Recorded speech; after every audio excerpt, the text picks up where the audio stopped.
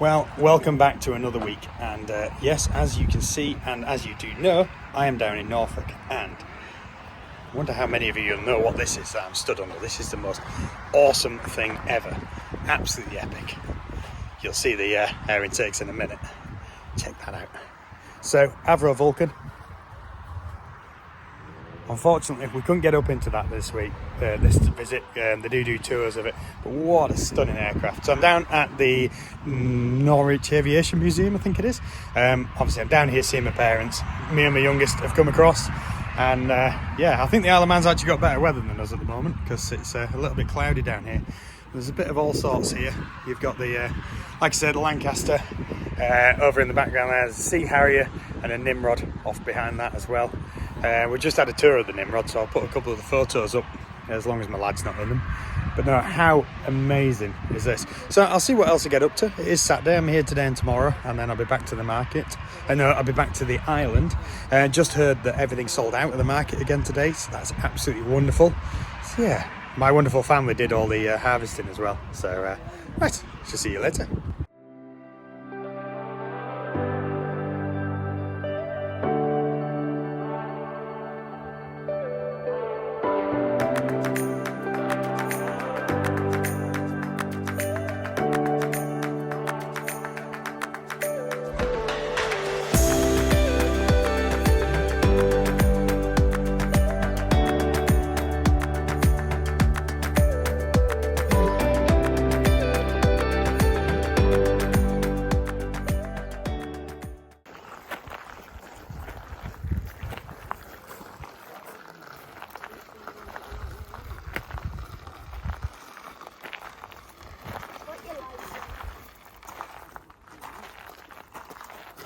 So on my continuation of the tour of Norfolk, I'm currently at Blickling House, which is just off the coast, not far from Cromer.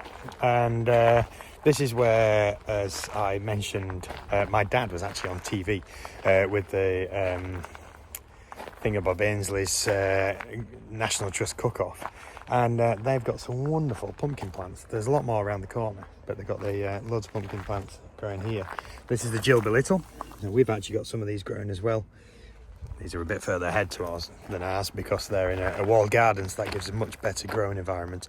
It's much more sheltered and it stays warm as well. So we're carrying on having a wander around and see what else we can find. So just to really show how well things grow in a walled garden, check out them sunflowers through there.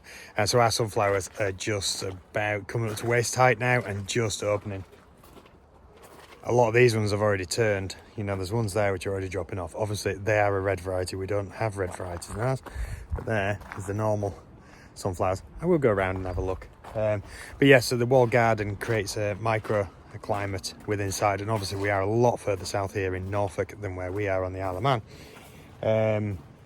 But walled gardens up in north of England allowed the Victorians and the Georgians of the time to grow vegetables and produce and flowers into much longer season than you ever would. You know, they create these fantastic environments which allow the temperatures just to stay a lot higher.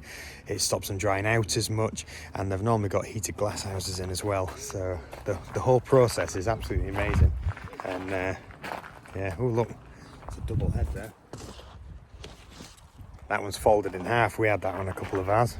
Yeah, let's see what else there is. So just further on into the walled garden, we're just at an area with the vegetables, and these small ones for the frames, which I actually saw on the TV with my dad. So they've just got some kale and chard and pak choy. There's pak choy in here. Now obviously these are to keep the birds off, which is maybe something I should consider. You know, we've had issues with birds pulling up various things and eating everything. It's absolutely wonderful. You've got the different types of beans growing on this side as well. You know, the French beans, string beans, runner beans. That is wonderful, lovely to go around. And all the way around these veg areas is apple trees growing on the, here we go, that's a good view of one down there, growing along the wires. And there's a fantastic variety. I can imagine they have no shortage of apples in season. And then this here, let me just, I can't spin you around. This here is one of the glass houses I was on about.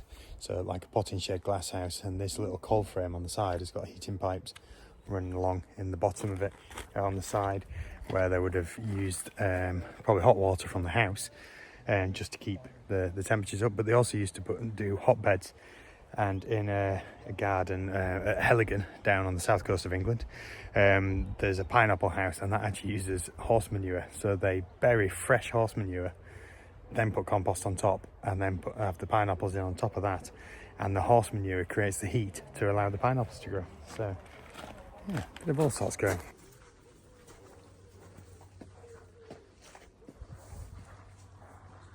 So quite funnily, just come down to the bottom section of the wall garden, and there's a door here, and I'm now stood in an old little bit.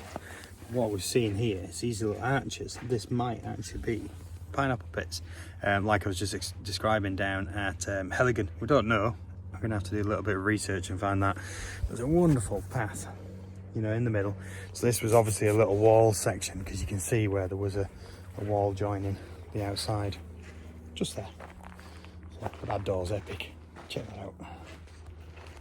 Morning, it is now Monday and we're on our way back.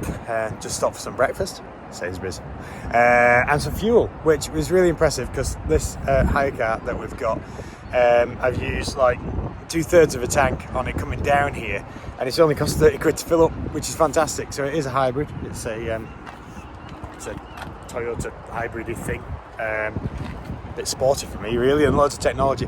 So yeah, this is us just about to leave Norfolk, heading back. Next stop is Ladybower Reservoir, so just to try and kind of break up the journey. So I think we've got about 2.5 hours to go until there, so better get cracking before the roads get too busy. It's 20 to 8 now. See you soon. All right, so just on the way back now, and we're just in the Pennines, just south of Yorkshire, where we went when we came across the New Year. We've just been to Ladybower Reservoir, because we needed a quick loo stop on the way back north. And we were hoping to go to visit the Derwent Reservoir, but I kind of turned the wrong way. The Derwent Reservoir is where the Dam Busters raids were practiced, which was obviously pretty amazing, and it'd been pretty cool to show that, and show that to my youngest, who is very thankfully being a fantastic cameraman. So heading up this road now, we're going to drop over down into Manchester, and then it won't be very long before we're back at the airport in Liverpool, and that will be the end of this trip across. So hopefully everything's running to time, but yeah, we'll get a bit of pictures of the scenery up here, because it is spectacular.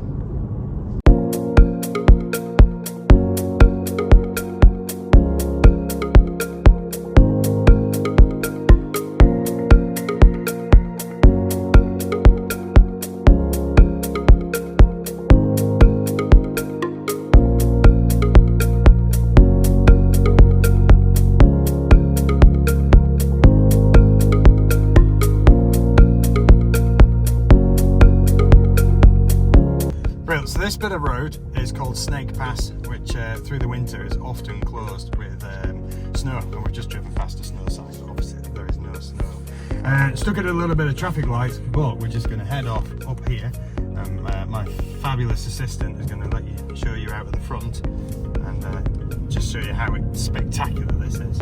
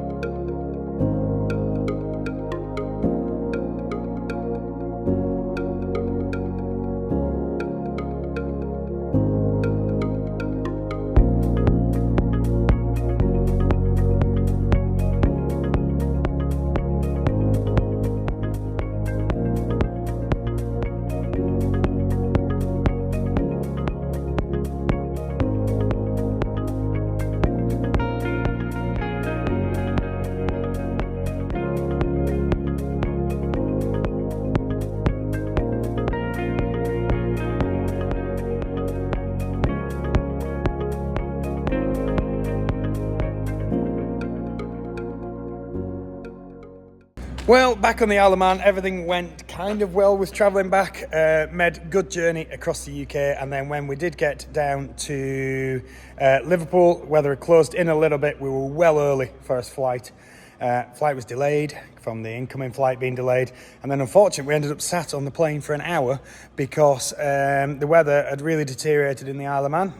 He had one attempt at not land and didn't land. We had to go around and then managed to get in on the second attempt, so that was great. Some good flying, managed to get back. So back home last night, back in work today. Straw bales sorted for someone to come and pick up. I've just got to go load up the spinner. I need to turn my hay. I need to go cut the hay somewhere else. So it's all going to be go this week. I'll see what I can get video-wise for you. Bring you along on the journey. I'm sure you know the saying, make hay whilst the sun shines. Well, I'm trying to do it when the sun doesn't shine. So, contrary to the hay that we made on last week's video, when the weather was pretty much perfect, the weather has been far from perfect for this. It's just been raining most this morning. Now, unfortunately, I turned this day before yesterday, I think it was. I just fluffed it up because it had been left down flat, and then it is done. 2 days worth of rain on it. Still smells okay, it don't feel too wet. If this wind carries on, it might dry it off again, but there's not going to be an awful lot of hay on here, and the other field that I was meant to go do was too thick, so I couldn't actually mow it with my mower, and then the mower's actually broken as well, so we're kind of up against it now.